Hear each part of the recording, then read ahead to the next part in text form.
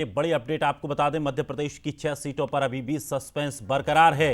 27 मार्च को कांग्रेस केंद्रीय चुनाव समिति की बैठक होगी। बैठक में मध्य प्रदेश के 6 नामों पर चर्चा की जाएगी।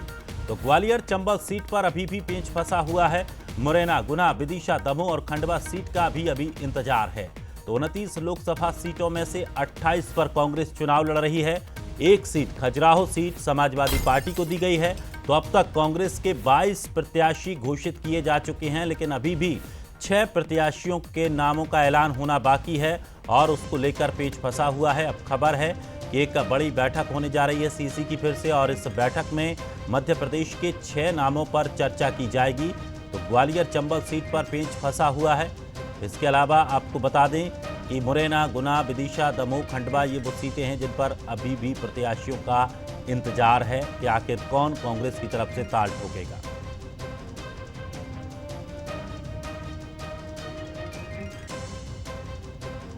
तो 27 मार्च को कांग्रेस केंद्रीय चुनाव समिति की बैठक होने जा रही है। उस बैठक में मध्य प्रदेश के 6 नामों पर चर्चा की जाएगी। 6 सीटों पर अभी भी सस्पेंस बना हुआ है, लेकिन गुना से खबर है अरुण यादव यहां से चुनाव लड़ना चाहते हैं और दरअसल अरुण यादव के बाहरी होने के चलते यहां पर पेच फंसा हुआ है और यही वजह है कि अब तक गुना सीट पर प्रत्याशी का ऐलान नहीं हो पाया। वहीं बात खंडवा की करें तो खंडवा से संगठन अरुण यादव को चुनाव लड़ाना चाहता है, लेकिन गुना से भी उनका नाम चल रहा है। तो यहां पर भी सस्पेंस फंसा हुआ है।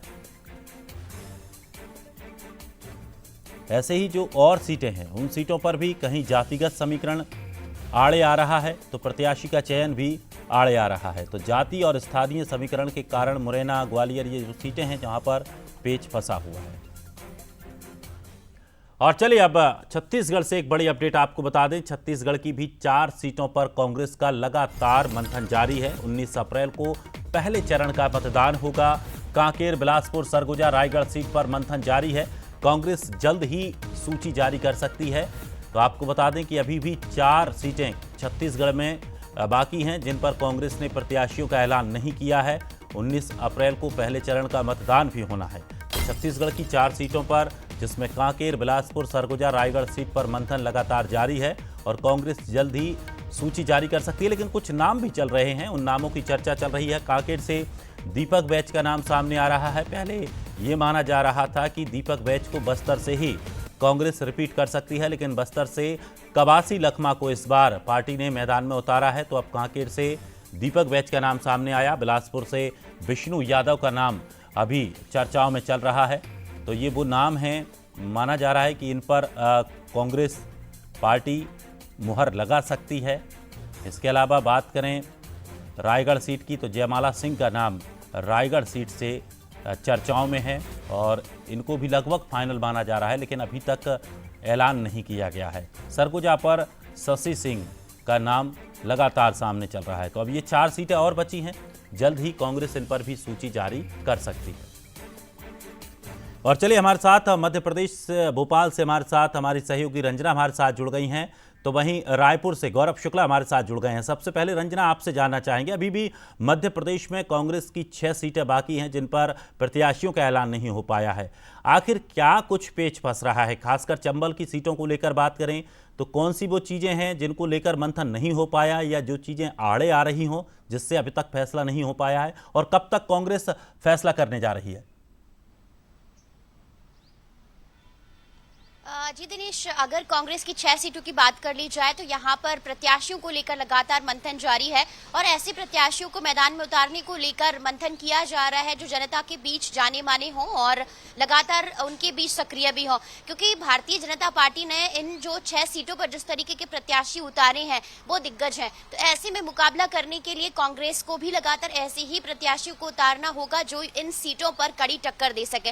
क्योंकि विदेशों से अगर बात कर ली जाए तो बीजेपी से पूर्व मुख्यमंत्री शिवराज सिंह चौहान है और गुना की अगर बात कर ली जाए तो यहाँ से ज्योतिरादित्य सिंधिया हैं, केंद्रीय मंत्री हैं। तो ऐसे में इन दिग्गजों के सामने कांग्रेस को बड़े ही मजबूत जो उम्मीदवार हैं उनको उतारना होगा। इसी के लिए लगातार मंथन भी चल रहा है ताकि टक्कर कड़ी हो सके, क्योंकि कांग्रेस लगातार टिकटों के मामले में अगर बात कर ली जाए दिनेश तो लगातार बीजेपी से काफी पीछे चल रही है और मंथन लगातार कांग्रेस का चल रहा है। लेकिन विधानसभा चुनावों की ही तरह अगर लोकसभा चुनावों में देखा जाए तो कांग्रेस पार्टी लगातार प्रत्याशियों की घोषणा करने में बहुत ज्यादा पीछे रही है और शायद एक तरह से यहाँ पर भी कांग्रेस लगातार कमजोर हो रही है। ऐसे में अब कांग्रेस को लगातार ये कोशिश करनी होगी कि जल्द से जल्द 6 सीटों पर प्रत्याशियों की घोषणा कर दे ताकि वो प्रचार प्रसार में भी जुट सके और जनता के बीच सक्रिय हो सके। लेकिन यहाँ पर अब युवा उम्मीदवारों और महिला प्रत्याशियों की जगह पर अब वरिष्ठ और अनुभवी चेहरों पर दाव कांग्रेस पार्टी की तरफ से लगाया जा रहा है।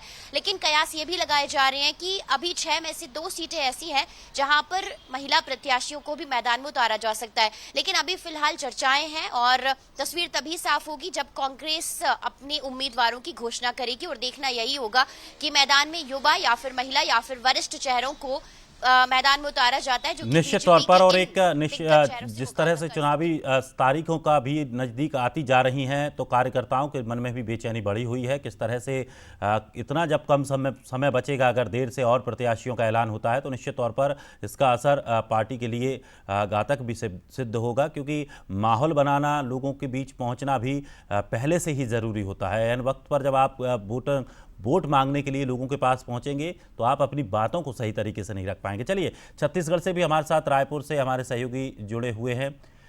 रायपुर को लेकर अगर बात करें तो क्या कुछ वहां पर छत्तीसगढ़ में अभी जो 4 सीटों को लेकर कशमकश बनी हुई है, क्या कुछ वहां परेशानियां हो रही हैं? खबर यह भी है कि कांकेर से दीपक बैज को भी उतारा जा सकता है। पहले उनका नाम बस्तर से चलाया जा रहा था, अब कांकेर से उनका नाम चल रहा है। तो क्या कुछ स्थितियां वहां बन रही हैं? कब तक पार्टी घोषणा करने वाली है? गौरव जी बिल्कुल दिनेश, देखिए जिस तरीके से पहली सूची जारी हुई थी उसके बाद 5 नामों पर संशय लगातार बरकरार था, लेकिन शनिवार देर रात जो है एक नाम की घोषणा हुई वो थी बस्तर लोकसभा सीट में, जिसमें वरिष्ठ विधायक जो है कांग्रेस के कवासी लखमा को वहां से बीजेपी कांग्रेस ने अपना प्रत्याशी बनाया है। लगातार वहां से उनके पुत्र हरीश लखमा का नाम चल रहा था। बाकायदा जो कवासी लखमा है वो दिल्ली भी गए हुए थे और दिल्ली में आला कमान से लॉबी कर रहे थे कि उनके पुत्र को वहां से टिकट दिया जाए, लेकिन ये सबसे दरकिनार करते हुए कवासी लखमा को कांग्रेस ने वहां से अपना प्रत्याशी बनाया और काफी अच्छे छवि है क्षेत्र के साथ साथ बस्तर संभाग में उनका अच्छा पकड़ है। और इसी पकड़ का फायदा उठाने के लिए कहीं ना कहीं कांग्रेस ने उन्हें वहां पर प्रत्याशी बनाया। वहीं दूसरी तरफ यदि हम 4 सीटों की बात कर ले जो बची हुई है वो भी काफी हाई प्रोफाइल सीट हो जाती है।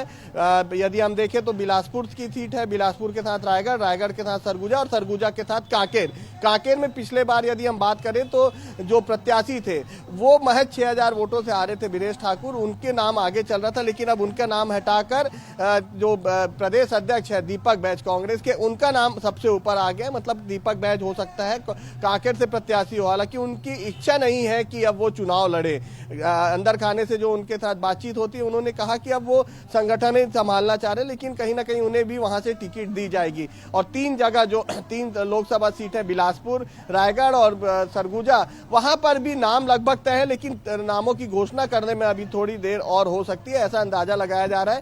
कांग्रेस के जिम्मेदारों का कहना है कि जल्द ही जो बचे हुए 4 नाम हैं वो भी घोषित कर दिए जाएंगे। तब इंतजार है तो सिर्फ और सिर्फ नामों की घोषणा की, केवल कयासों का दौर जारी है। दिनेश, चलिए, शुक्रिया गौरव हमारे साथ जुड़ने के लिए। रंजना, आपका भी शुक्रिया हमारे साथ जुड़ने के लिए, जानकारी के लिए।